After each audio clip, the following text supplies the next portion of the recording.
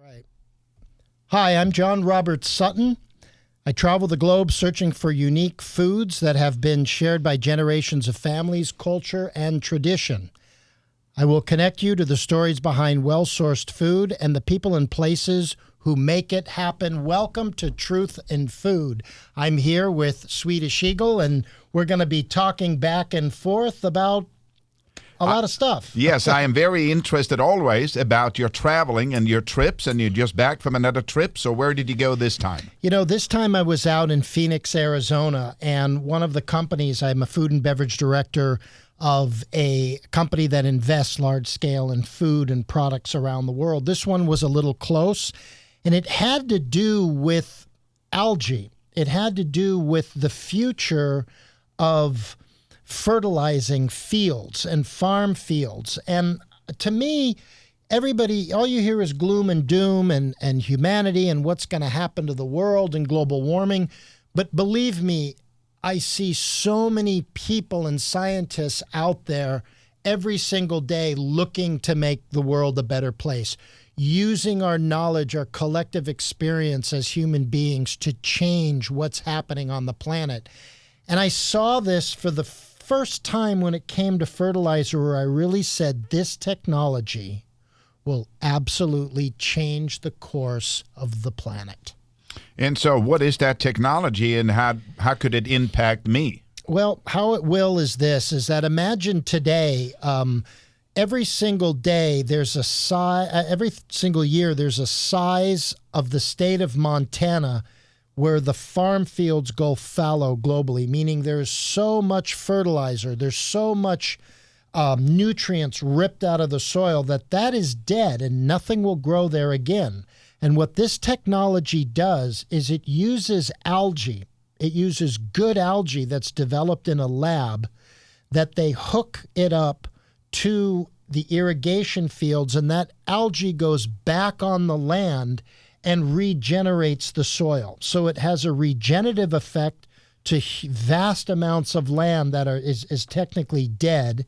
And it also has an unbelievable effect on farmland that's currently being heavily polluted with fertilizers and nutrients and chemicals and things like that. So how long time does it take to do a typical field? So going from bad to good. So it takes about 1.5 years. Wow. Very quickly. And what it does is it actually goes in, and this algae is living where nutrients and chemical fertilizers are basically dead. And what it does is it goes into the soil, and you know, algae is living, so some die, and that forms food for the plants and the nutrients and things of the soil and starts regenerating.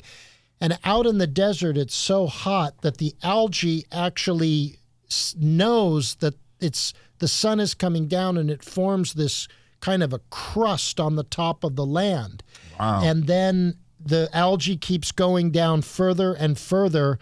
So it goes definitely underneath the rootstock, and as the algae is burrowing down and going lower, it's filtering out all the salts and all of the bad things around the roots underneath the rootstock. So the roots are getting natural minerals and natural products. So it tastes better. So the tomatoes and the things that are coming from these algae induced fertilizer techniques, it's just phenomenal.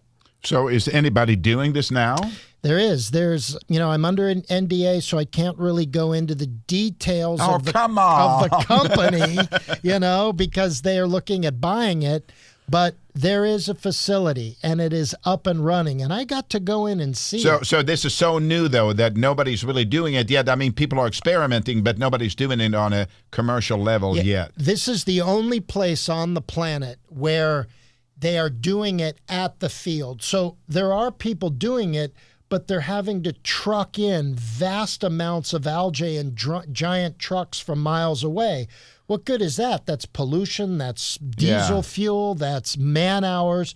Where it's in a 40-foot shipping container, and inside are all of these glass columns with algae being introduced and then algae has to eat. It's living, so it has nitrogen and ozone. So ozone and nitrogen and nutrients are being pumped into these columns, and the algae grows in 72 hours, and it goes from clear to dark green.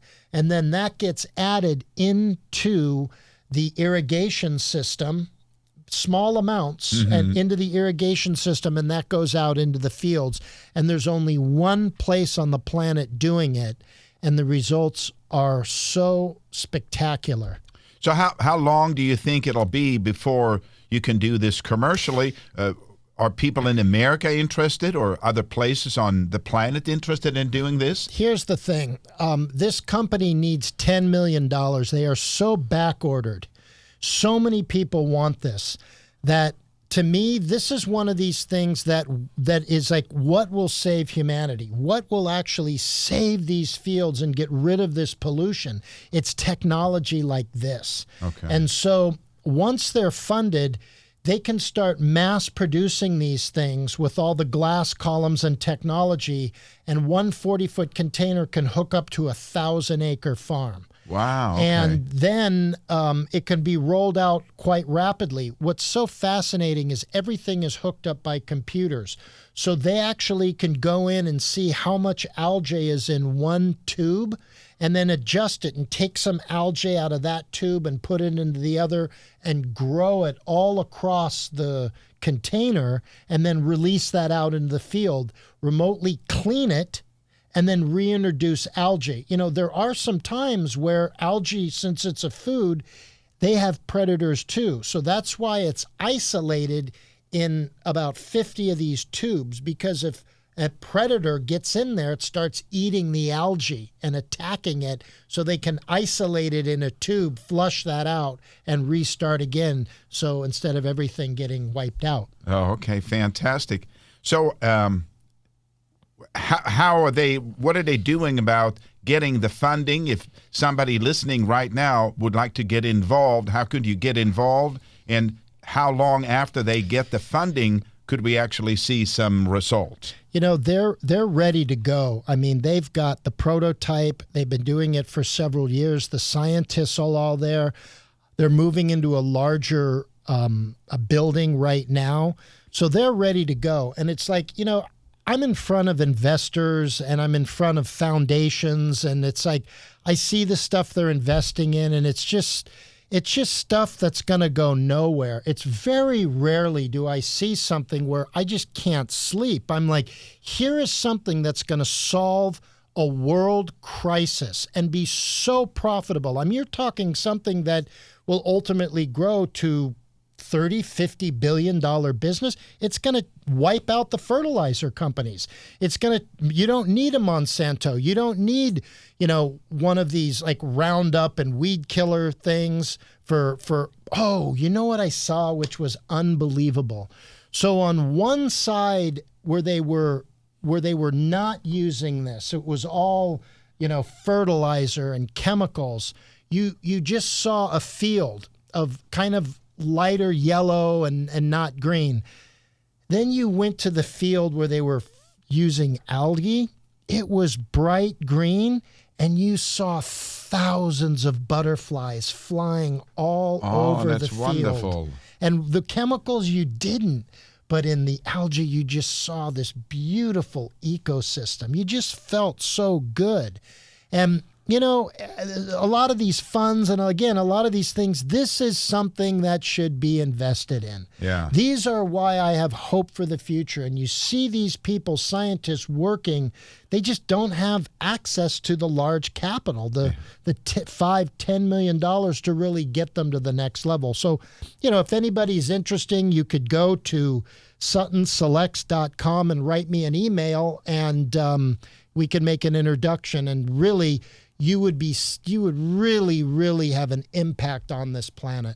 So how long has this been in development, and how many people are working on it now? You know, I'd say there's about 20 people working on it. It's been in development for decades, but they were scientists were using algae for food, for human food. Then they realized, geez, let's let's find another algae that could feed plants, and then how to make it mobile. So they've gone through, 1.0, 2.0, and now they're on 3.0. Okay. And this is space age. I mean, this is computers. I mean, they have computer software programmers involved that are developing sensors and technology to route water, all remotely. So this could all be hooked up, and then they could see the health of tomato farms, of alfalfa farms.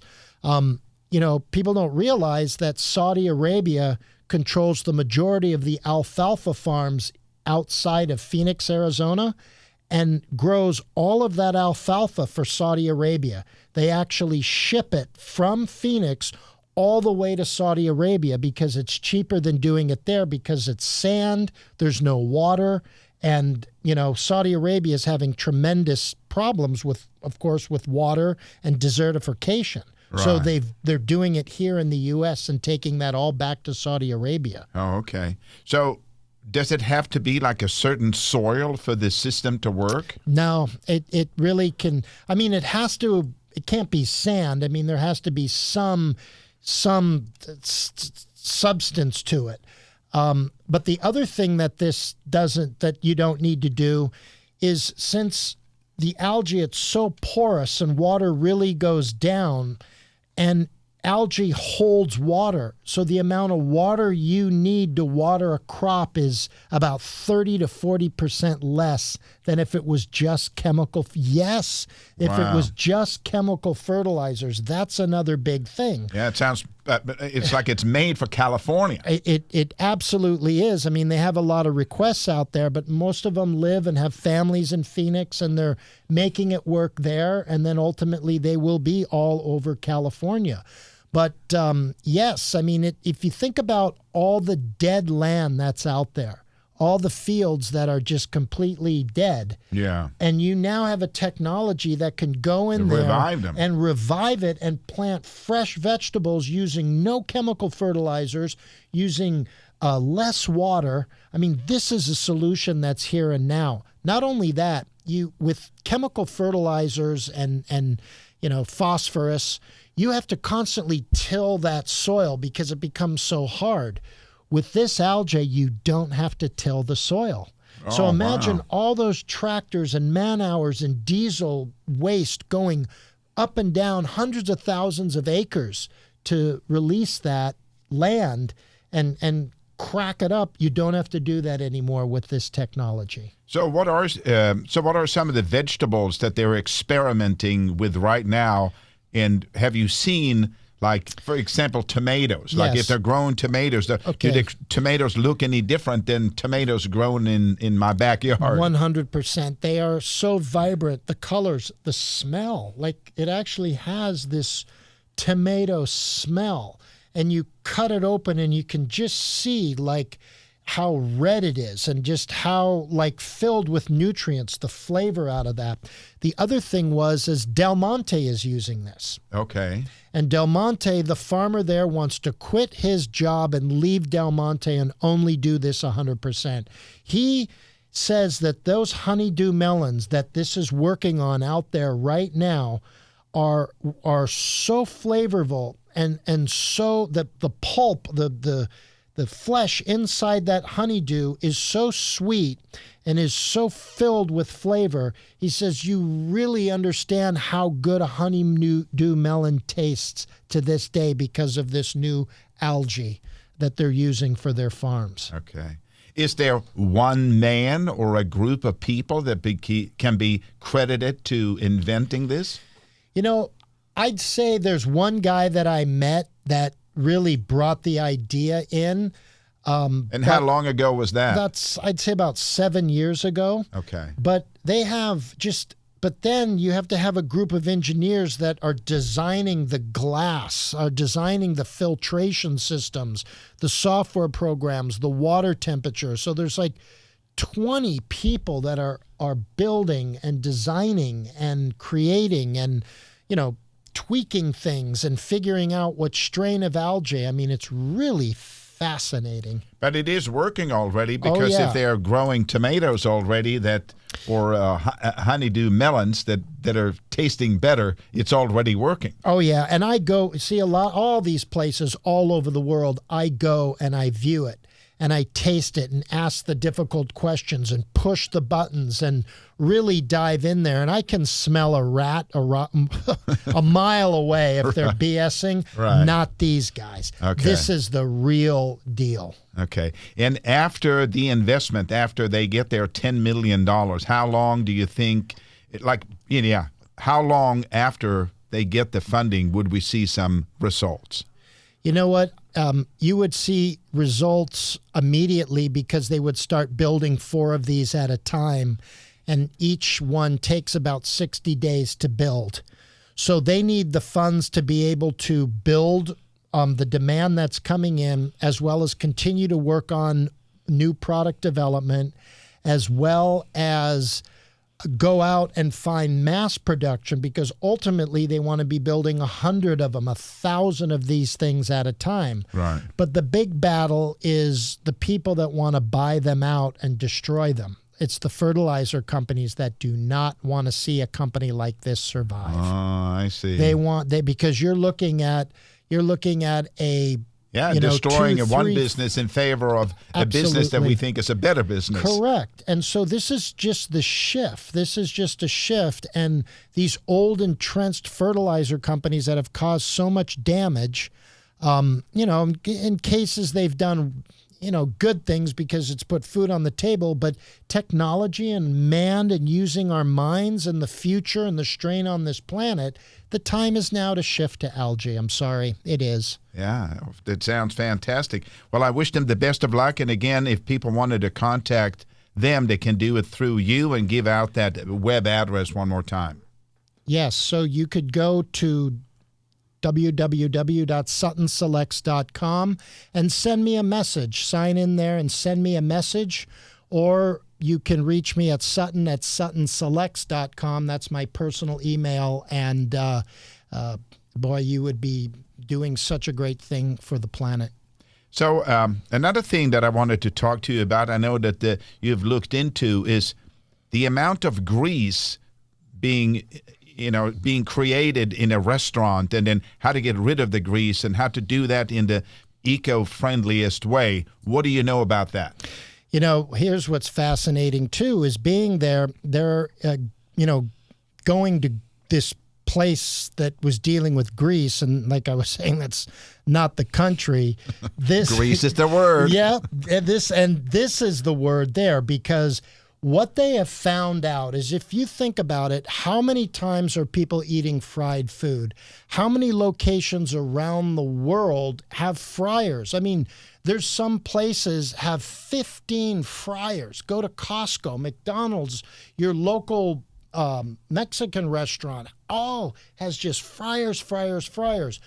That grease normally gets just, some places pour it out, some places put it in a big bucket in the back of the restaurant that somebody has to come up. Sadly, some places just dump it in the drain. It is a huge problem. And do you know that when you go to a restaurant, that A, B, and C that you see in the window, they don't even test the filth that's in those greasers, that's in those that grease bin when they're doing it. So some places don't change it for weeks. It's disgusting. It's unhealthy. The carbon built up. The crap on your system is so bad.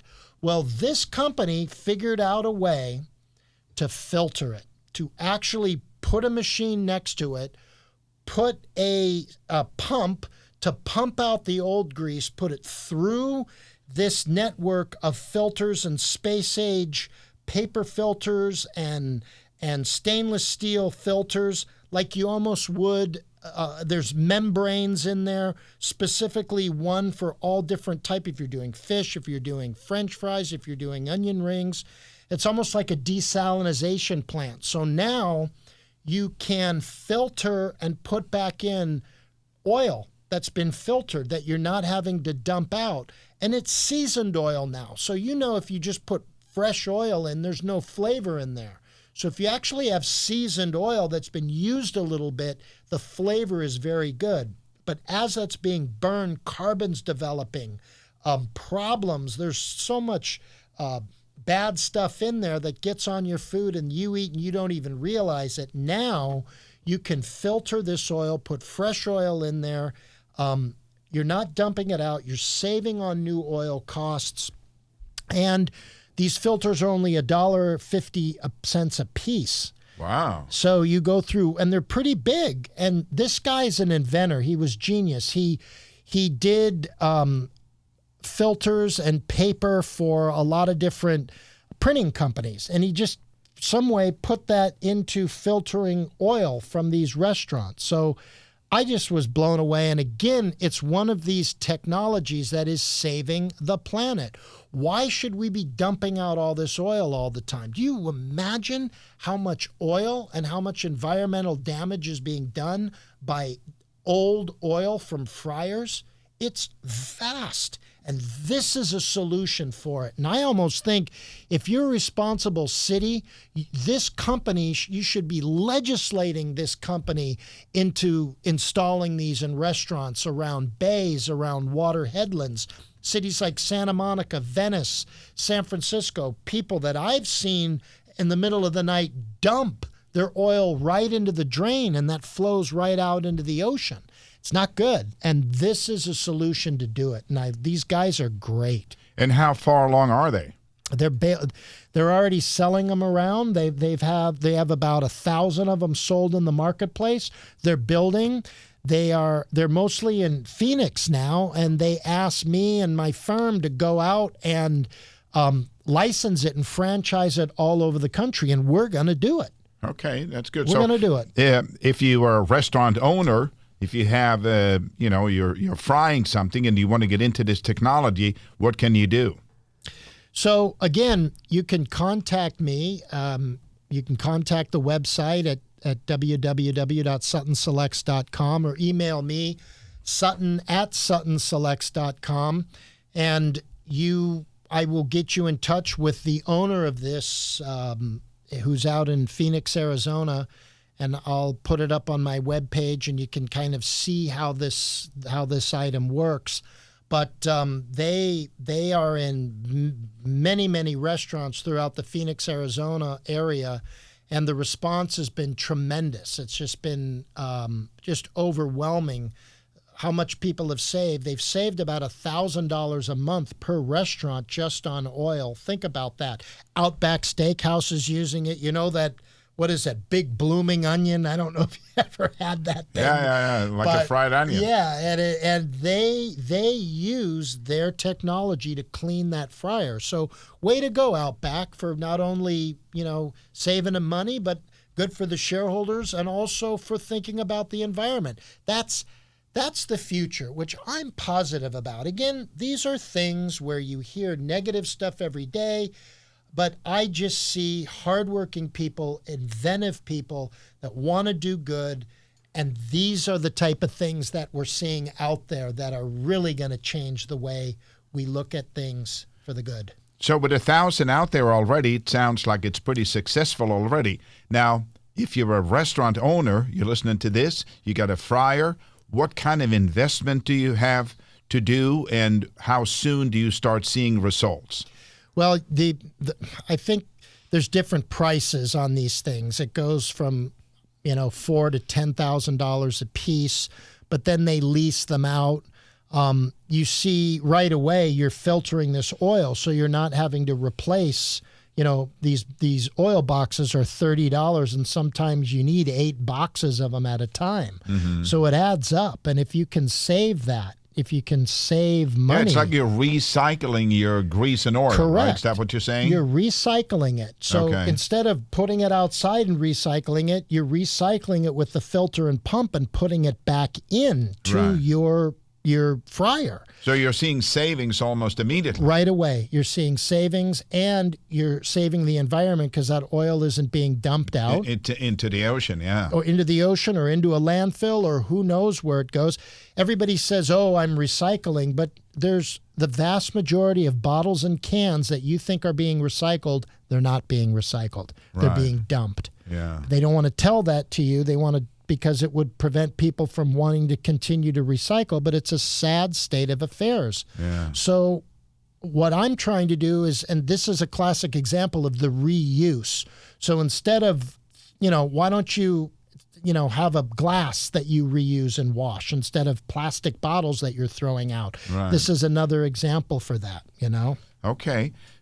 So again, people can contact you. It sounds like you can lease one of those machines, and as soon as you're leasing it, you're in business. You don't have to make a big investment. You pay as you go. You're saving on the amount of grease and oil that you're using, right? Yes, you are. And you're saving on that.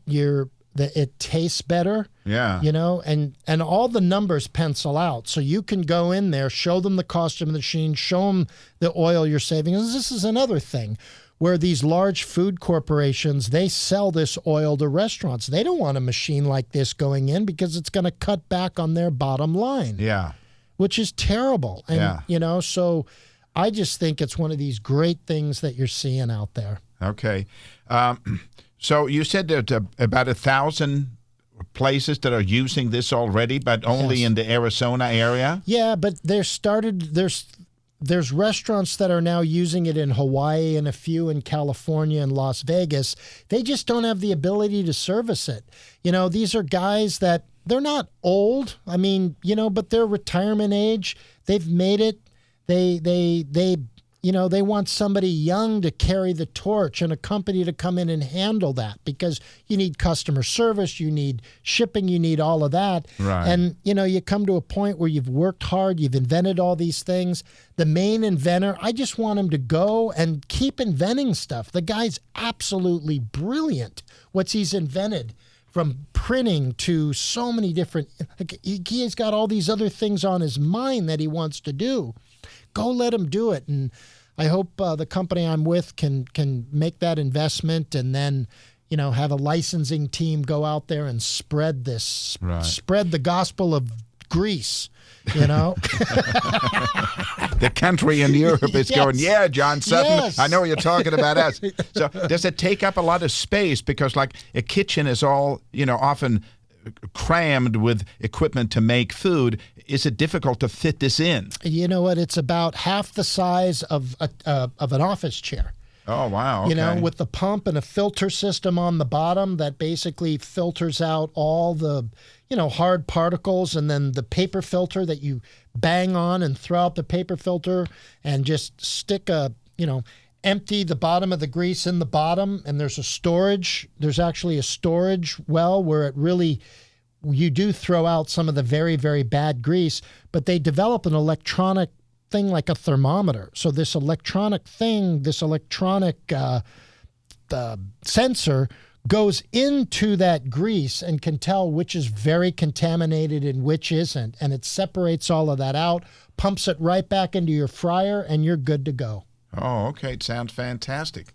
Well, thank you, John. These are some great things. Algae and grease will make the place, or will make the world a better place for both of us. Yes, it will.